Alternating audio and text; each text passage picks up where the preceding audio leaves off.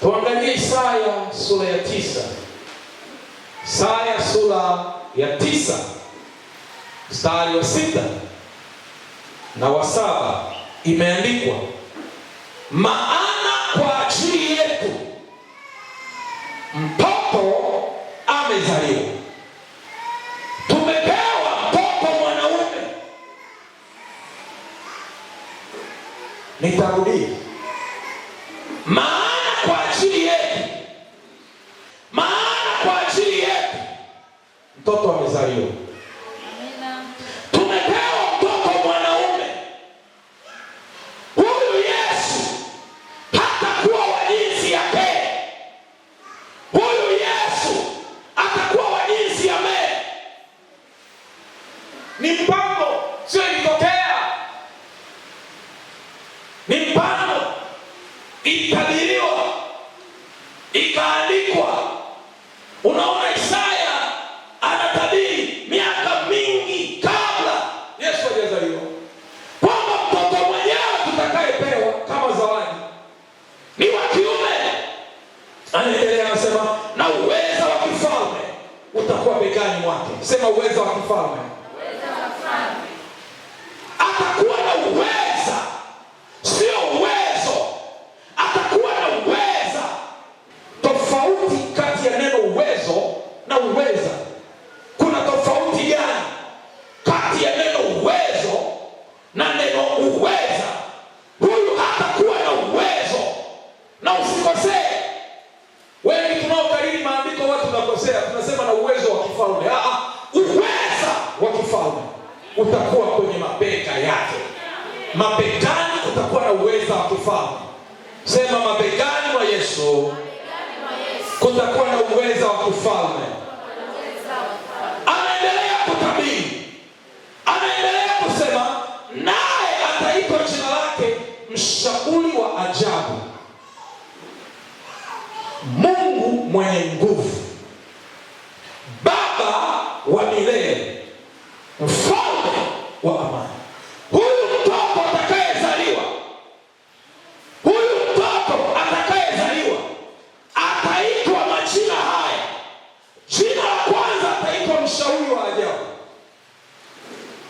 Jina la pili ataitwa Mungu mwenye nguvu. Mungu mwenye nguvu. Isaya anatabiri, anasema jina lingine ataitwa Mungu mwenye nguvu. Mungu mwenye nguvu. Jina lingine ataitwa Baba, Baba wa milele, na ataitwa mfalme wa amani. Mfalme wa amani. Sema amina.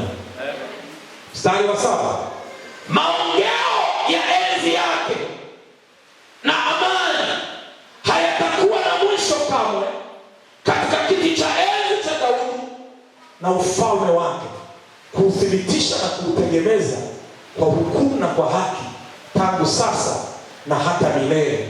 Wivu wa Bwana wa majeshi ndio utakaotenda hayo. Sema amina. Amen. Kuna mambo makubwa hapa. Kila andiko tulilolisoma linahitaji semina yake, linahitaji wiki yake, wiki nzima kujifunza. Hii mistari miwili tuliyoisoma, mstari wa 6 na wa 7 wa hii sura ya 9, inahitaji wiki kazima kuiongelea. Biblia inamalizia, inafunga mstari wa 7 kwa kusema kitakachopelekea hayo kutokea sio kingine, ni wivu wa Mungu, wivu wa Bwana wa majeshi, wivu wa Mungu, wivu wa Mungu, wivu wa Mungu ndio utakaotenda hayo. Mwangalie jirani yako usoni, mwambie Mungu alikuonea wivu, akaona tende mambo ya ajabu ambayo ufahamu na akili za kibinadamu hauwezi kuyaelewa. Mungu alimuonea wivu mwanadamu. Kwa nini? Mwanadamu ni taji ya utukufu ya uumbaji wake. Mwanadamu alipendelewa, mwanadamu alipewa nafasi ya pekee. Wivu wa Bwana wa majeshi utatenda haya. Sema amina.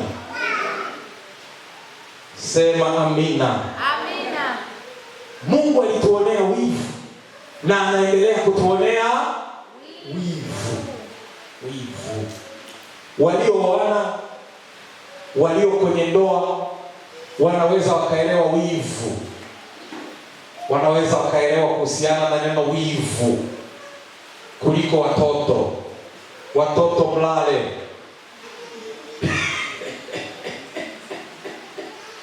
Kama umekaa karibu na mtu muulize uko kwenye ndoa? Alafu muulize vipi kuhusiana na wivu?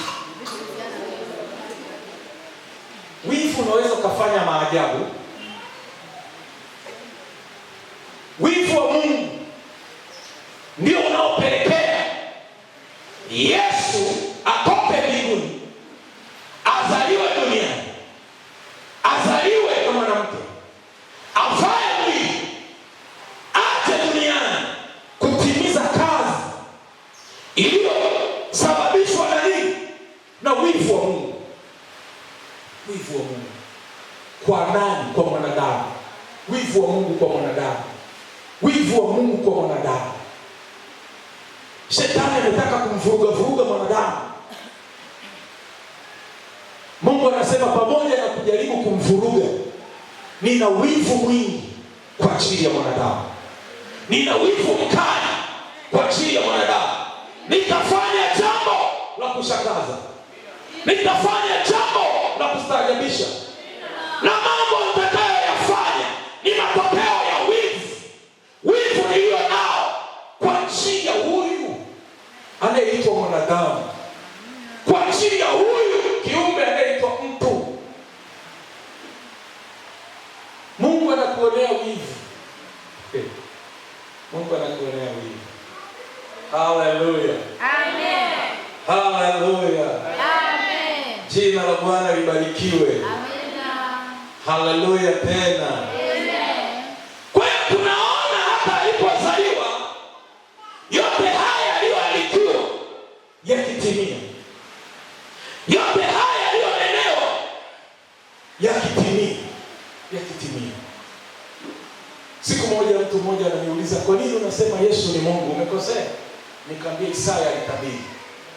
Akasema atazaliwa mtoto wa kiume, jina moja atakaloitwa, jina moja wapo atakaloitwa ni Mungu, na sio Mungu tu, Mungu mwenye nguvu. Sema Mungu mwenye nguvu. Mungu mwenye nguvu. Na Isaya alikuwa ni nabii. Kama unaamini Isaya ni nabii, hata kwa ajili ya nabii Isaya inatosha kumwita Mungu. Amen. Tena sio Mungu mwenye nguvu. Sema amina. Amina. Haleluya. Amen. Haleluya. Amen. Kwa nini awe Mungu tena mwenye nguvu? Ni wivu wa nani? Wa Bwana majeshi. Umetenda haya, inahitaji darasa lake, tukae chini. Unahitaji muda, uandae ratiba, uje tushe ya kama miezi mitatu kusoma, sikurupuke, sije tukaharibu mambo. Zaburi sura ya 2. Kitabu cha Zaburi.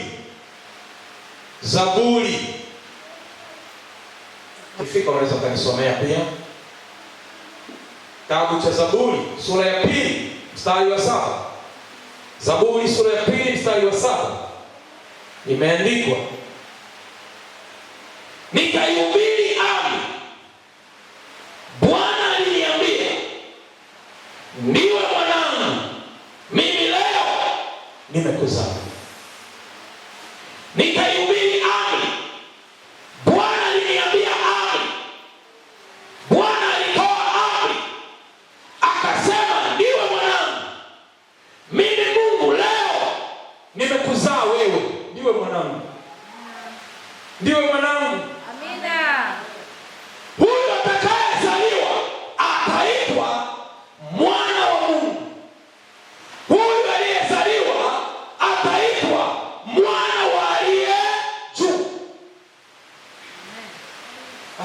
mwana wa Mungu. Yote yatakuwa majina yake, yote yatakuwa majina yake. Kwa kitabu cha Waebrania anasema, kwani kuna malaika gani aliwahi kumwambia kwamba wewe ndiwe mwanangu, leo nimekuzaa? Hayupo malaika yoyote, ila kwa Yesu amwambia wewe ni mwanangu, tena mwanangu mpendwa wangu, mwanangu wa pekee.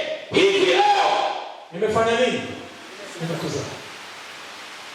Hakuna malaika amewahi kumwambia wewe ndiwe mwanangu. Ni Yesu pekee ndiye aliyemwambia wewe ndiwe mwanangu mpendwa wangu, mimi leo nimekuzaa. Kwa hiyo haikutokea wakati anazaliwa. Tunaona mpaka kwenye Zaburi, tumeona kwenye Torati, tumeona katika manabii, sasa tunaona katika Zaburi nako akitajwa kama mwanaye mpendwa.